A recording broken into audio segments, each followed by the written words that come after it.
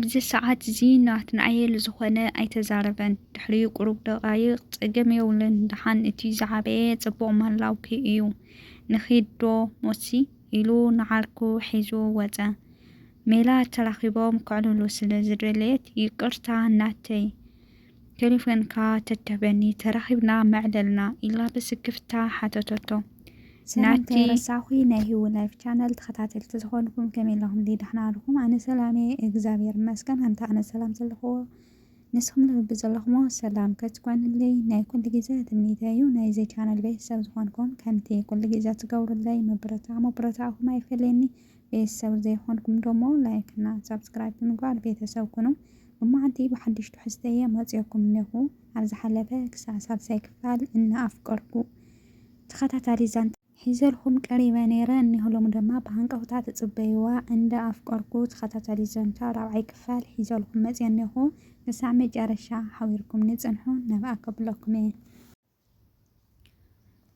እንደ ኣፍቀርኩ ተኸታታሊ ዛንታ 4ይ ክፋል። ካብ ዝሓለፈ ክፋል ናትናኤል ዋላ እኳ ብብዙሓት ሰባት ሜላት ተመርዕያ ሓዳር ገይራ ኣላ ዝብል እንተመፆ ንሱ ግን ንሰብ ዘይፈልጦ መርዓዶ ኣሎ እዩ። ንዘረቦም እዝኒ ከምዘይሃበሉ ምስ ዓርኩ ብዓይኑ ርእዩ እውን ከኣምኖ ስለ ዘይከኣለ ንዓናይ ግድን ክረኽባ ደልየ ኣለኹ ኢልዎም ሒዝዎም መስገደ። ሜላት ቆልዓ ሓቂፋ ኮፍ ኢላ ከምዚ ፀናሓቶም ምስ ረኣየቶም ከዓ ብስንባደ ናቲ ዝብል ኣብዚ ኣቋሪፅና ነርና እኒሆ 4ይ ክፋል ሓቢርኩምኒ ፅንሑ። ሜላት ርኢ ምስ ኣበለቶም ሓቂፋታ ዝነበረት ጓላ ኣብ መሬት ብምቕማጥ ካብ ኮፍ ኢላትሉ ዝነበረት ተሲኣ ብዓውታ ናቲ ኢላ ስሙ ብዓውታ ፀዊዓ ፈጠጥ በለት። ናትናኤል ንዓይኑ ትሕሱ ኢኻ ዘለኻ ብዘምስል ደጋጊሙ ብእዳዉ ብምድራዝ ዝረኣዮ ኣዝዩ ተገረመ። ብዘለዎ ክምለስ ስለ ዘይደለየ ከዓ ብሓይሊ ስንባዲኡ ተቆፃፂሩ ብትብዓት ናብ ሜላት ቀሪቡ የእዳዉ ሰላምታ ዘርግሐላ። ሜላት እውን ብዘይ ዝኾነ ዘረባ ኢዳ ሰዲዳ ሰላም ድሕሪ ምባላ መልሓሳ ወታእታ እንዳበለ ይቅርታ ኮፍ በሉ በለቶም። ድሕሪ ኮፍ ምባሎም ፍርሓን ስንባዲኣን ለቂቁላ ንውሽጢ ገዛ ገዲፋቶም ኣተወት። ኣብ ውሽጢ ገዛ ዝፀንሓ ሓማታ መንፈሳት ተረቢሹ የማን ፀጋም ክትበል ምስ ረኣያ ምስቲ ድምፂ ዝሰምዑኡ ኣተኣሳሲረን ብርግኣት ሜላት ጓሊ ደኣ ደሓን ዲኺ ብምባል ሓተትኣ። ሜላት ተረቢሹ ዝፀንሐ መንፈሳ ክትረጋግእ እንዳተቃለሰት ደሓን እየ ማማየ ሓፂር መልሲ መለሰትለን። ድምፂ ዶ ሰሚዐ መን ድዩ መፂኡ ፀኒሑ ደጊመን ሓተትኣ። እዎ ማማ መማሃርተይ ዝነበሩ እዮም ብምባል ቢከርን ማይን ኣልዒላ ወፀት። ማይ ሂባቶም ኮፍ ምስ በለት ሜሉ ከመይ ኣለኺ ኢሉ ሙሴ ሓተታ። እቲ ስቕታ ክሰብር ስለ ዝደለየ እዩ። ሜላት የእዳዋ እናረምጠጠት ናብ መሬት ተደፊኣ ጽቡቕ ኣምላኽ ይመስገን ከመይ ኣለኹም ንስኹም ከ በለቶም። ናትናኤል ንዘረባኣ ተቐብል ኣቢሉ ኣምላኽ ይመስገን ኣብዚ ክትፀንሕኒ ሓሲበዮ ኣይፈልጥን ኣመና ተገሪመ ንምንታይ ግን ዝኹሉ ድራማ ሓተተ። ናቲ ሓወይ መጀመርያ ይቅርታ ብሕማቕ ኣይትሕሰቦ ሕጂ ከምዚ ክብለካ እቲ ምኽንያት ብጣዕሚ ነዊሕ እዩ ብምባል መለሰትሉ። ናትናኤል ዝኾነ ኣይተዛረበን። ድሕሪ ቁሩብ ደቓይቕ ፀገም የብሉን ድሓን እቲ ዝሓፈየ ጽቡቕ ምህላውኪ እዩ ብምባል ንኺዶ ሞሰዓርከይ ኢሉ ካብ ኮፍ ኢልዎ ዝነበረ ተስአ። ሜላት ተራኺቦም ክዕልሉ ስለ ዝደለየት ይቅርታ ናቲ ሓወይ ቴሌፎንካ ተትህበኒ ተራኺብና መዕለልና ኢላ ብስክፍታ ሓተተቶ። ፀገም የብልን ኢሉ ቁፅሪ ቴሌፎኑ ሂብዋ ምስ ዓርኩ ወፂኦም ከዱ። ንንውሕ ዝበለ ሳይክሎም ብኢዶም ደጊፎም ብዘይ ዘረባ ምስ ተጓዓዙ ናቲ ዓርከይ ሰብ ሎሚ ከምዚ እዩ መቸም ብምባል ንሳ ኣይኮነትን ኣይትብለንን ትኸውን ናይ ሕጫጨ ዘረባ ተዛረቦ። ናቲ እንድዒ ኣመና እዩ ገሪሙኒ ዘሎ በሎ። መሲ ድማ ኣይትገረም ዝዓርከይ ኢሉ ብኢዱ ኣብ እንግድዑ ጠፍ ኣበሎ። ናይ ሙሴ ገዛ ቀዲምካ ስለ ዝርከብ ናትናኤል ንገዛ ከኣቱ ምስ ሓተቶ ናትናኤል ግን ርእሱ ጽቡቕ ከም ዘየለን ከይዱ ክዕርፍ ከም ዘለዎን ነጊሩ ተፋኒዎ ሳይክሉ ሒዙ ንገዝኡ ኸደ። መሲዩ መደቀሲኡ ኣብ ዝሓዘሉ ሞባይሉ ኣብቲ ሓደ ገዛ ቻርዲ ክትመልእ የእተዋ ስለ ዝነበረ ተደወለት።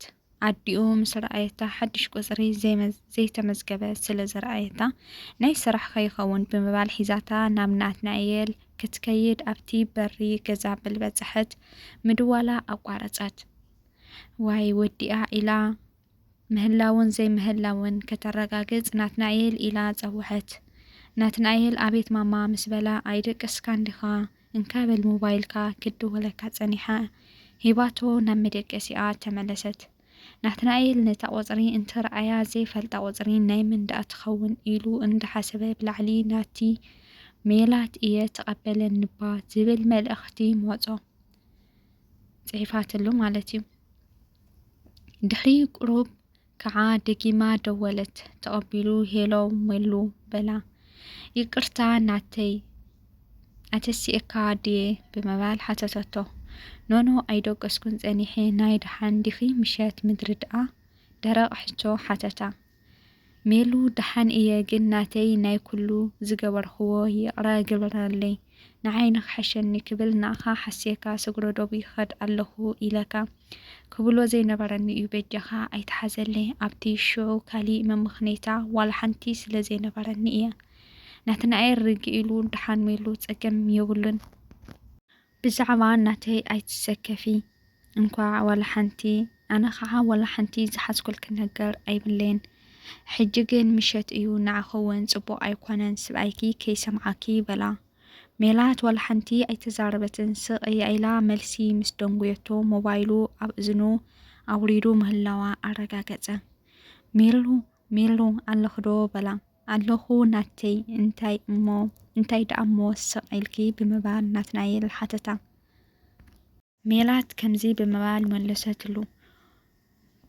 ባዕሉ ይፈልጥ ዘይንሱ መን ኣብዚ የእትየኒ ማለት ንበዓል ቤታ ማለት ክትብሎ ዝደለየ ስለ ዘይተረድኦ ንኸነፅረሉ ደጊሞ ሓተታ። ናተይ እንታይ እሞ ክብለካ እየ ብዙሕ እዩ ታሪኹ በጃኻ በለቶ። ናቲ ድማ ፀገም የብሉን ሚለይ ከሊእ ግዜ ንዕልለሉ ሕጂ ግን ደቅሲ በላ። ኖኖ በኣይ ፀገም የብሉን ክዕልል ይኽእል እየ ምስ በለቶ እንዳተሰከፈ ሕራይ በሊ ይዕልልኒ በላ። ሜላት ድማ መጀመርያ ኣቦይን ኣቦኦን ቀደም ኣብ ገድሊ እዮም ዝፋለጡ ኣዝዮም ዝፋተው ይዕሩኽ እዮም ነይሮም። ኣቦይ ትመርሑ ኣቢሉ ኣደይ ነብሰፆር ከላ እዩ ናብ ገድሊ ከይዱ። እቲ ዓርኩ ድማ ወሊዱስ ናይ 3 ዓመት ወዱ ገዲፉ ከይዱ። ኣብ መንጎ ክልቲኦም ዝኣተውዎ ቃል ከዓ ነበረ። እቲ ቃል ድማ ከምዚ ይብል ነበረ። ምእንታ ንዕርክነትና መደልደሊ እዛ ተጠኒሳ ዝገደፍክዋ ጓል እንተኮይና ንወድኻ ከህባየ ዝብል እዩ። ብከምዚ ቃል ተኣታትዮም ኣጋጣም ከዓ ቃል ተወሊዳ ንሕና ንፈልጦ ኣይነበርናን። ኣቦይ ግን በዚ ነገር ኣዝዩ ይጭነቕ እዩ ነይሩ። ብፍላይ እቲ ዓርኩ ደቅና ኣኺሎም እዮም መብፃዕና ከነተግብር ምስ በሎ ኣመና ተጨነቐ። ቀን ዘጨንቆ ከዓ ትፈልጥ ኢኻ እተን ክልተ ምዕባይ ኣሕዋተይ ኣዝየን ተኸታታሊ ዛንታ እንዳ ኣፍቀርኩ 5ይ ክፋል ይቕፅል። ኩራት ተኸታተልተይ ሎማዓንቲ ሒዘልኩም ዝመፃኹ ተኸታታሊ ዛንታ እንዳ ኣፍቀርኩ 4ይ ክፋል ነዚኣ ትመስል ነይራ። ሳብ መጨረሻ ሰሚዕኹማ ክትኮኑ ወይ ክሳብ መጨረሻ ክትሰምዕዋ ተስፋ ይገብር። እንተሰሚዕኹማ እንተፈቲኹማ ናብ ትፈትውዎም መሓዝትኩም የዕረኽትኩም ሸር ብምግባር ኣካፍልዋ ኢኹም። ነዚ ቻናል ሓድሽቲ ዝኾንኩም ላይክ እና ሰብስክራይብ ብምግባር ቤተሰብ ኩኑ። ቤተሰብ ዝኾንኩም ለ ከምቲ ኩሉ ግዜ ትገብሩለይ ምትብባዕኩም ኣይፈልየኒ። ንትገብሩለይ ምትብባዕ ደሞ ብጣዕሚ እየ ዘመስግን። ከምኡ ድማ ላይክ እና ሸር ብምግባር ሃናፂ ርእይቶኹም እውን ይፈልየኒ። ንዓይ ፌታና ሃናፂ ርእይቶ ተቐባሊት እና ሃናፂ ርእይቶኹም ለ ኣይፈልየኒ። ኣብ ዝቕፅል ክሳብ 5ይ ክፋል ንራኸብ። ሰናይ ግዜ ሰናይ ቅንያት ክኾነልኩም እምነ